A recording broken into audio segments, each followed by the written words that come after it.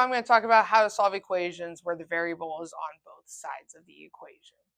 So in this equation, we have 13x plus 2 equals 4x plus 38. I have x's on both sides, so I need to be thinking, okay, how can I move this positive 4x from the right-hand side over to the left-hand side? We use addition and subtraction to move the like terms that are on opposite sides to get them together. Since this is a positive 4x, to move it to the other side, we would subtract 4x. And what we do on one side, we have to do to the other to maintain that truth of the equation.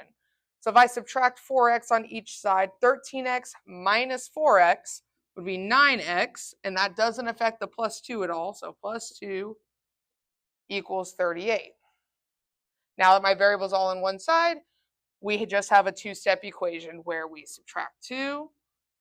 So 9x equals 36, divide by 9, and x equals 4. To check this, we plug it back into the original equation wherever we see x. So I have 13 times 4 plus 2 equals 4 times 4 plus 38. 13 times 4 gives me 52 plus 2 equals 4 times 4 is 16 plus 38. 52 plus 2 is 54. 16 plus 38. If I'm doing this in my head, I probably would do 14 plus 30, or I'm sorry, I would do 2 plus 38 to get to 40. And then I need to add 14 more to give me my 54. So I know x equals 4 is correct since I got a true statement down here. In this equation, we have 3 times the quantity of 3m minus 2 equals 2 times the quantity of 3m plus 3. We need to simplify each side of the equation first. So simplifying each side would mean distributing if we need to and combining any like terms that are on the same side. In this case, I would need to distribute this 3 here. So 3 times 3m would give me 9m. 3 times negative 2 would be negative 6. So 9m minus 6 here equals, I distribute this 2 times 3m is 6m. 2 times 3 is positive 6.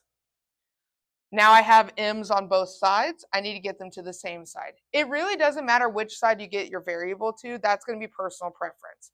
I'm looking at this and I think, okay, I would rather move this 6m over here so that way I still have a positive coefficient, but it really doesn't matter. It's up to you. To move positive 6m, I would subtract 6m. I have 9m minus 6m is 3m. Minus 6 equals 6. I add 6 to get rid of the minus 6. 3m equals 12. Divide by 3. And m equals 4. We check this by plugging it back into that original equation. So 3 times the quantity of 3 times 4 minus 2 equals 2 times the quantity, 3 times 4 plus 3.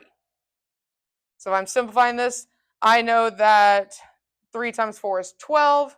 12 minus 2 is 10. So 3 times 10 equals 3 times 4 is 12 again, plus 3 is 15. So 2 times 15, and I get 30 equals 30, which is a true statement. So I know that m does in fact equal 4.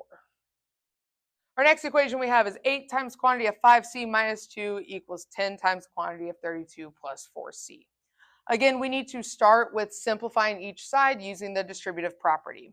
So if I have 8 times 5c, that gives me 40c. 8 times negative 2 would give me minus 16. Equals 10 times 32 would be 320. 10 times 4c would be 40c.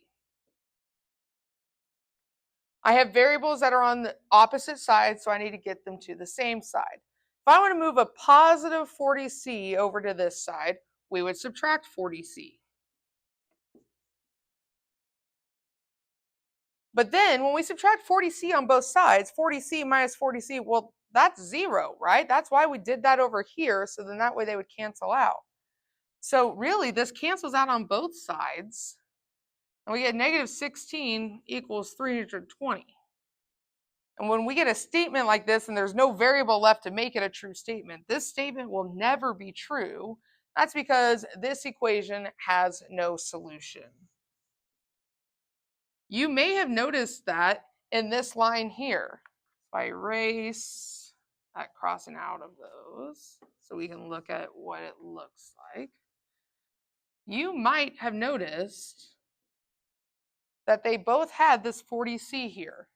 Well, if I take 40 times a number and then subtract 16, that's never going to be 40 times that number plus 320.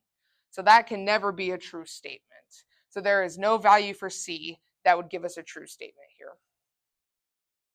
Our next equation we have is 4 times the quantity of t plus 20 equals 1/5 times quantity of 20t plus 400.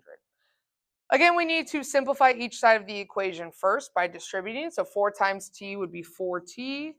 4 times 20, 4 times 2 is 8, times another 10 would be 80. Equals 1/5 times 20t. Multiplying by 1/5 would be the same as dividing by 5. So that's what I would do if I'm doing this in my head.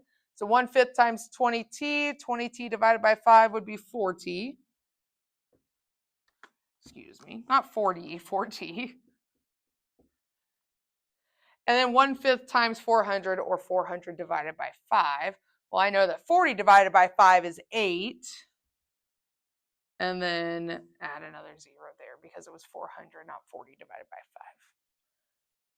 And again, we have a weird statement that we got. Well, 4t plus 80 equals 4t plus 80. Well, of course that's true. They're the exact same expression, right? So I can take 4 times any number and add 80, and it's going to equal 4 times that number plus 80. This is called an identity, meaning that both sides of the equation have the same identity, no matter what the value for t is. So t can be any real numbers. So I just tell my students we're going to put all real numbers for t, meaning you can plug whatever you want in for t that's a real number. You could plug 2 in, you could plug pi in, you could plug the square root of 57 in, and it will give you a true statement because this equation is the exact same expression on both sides.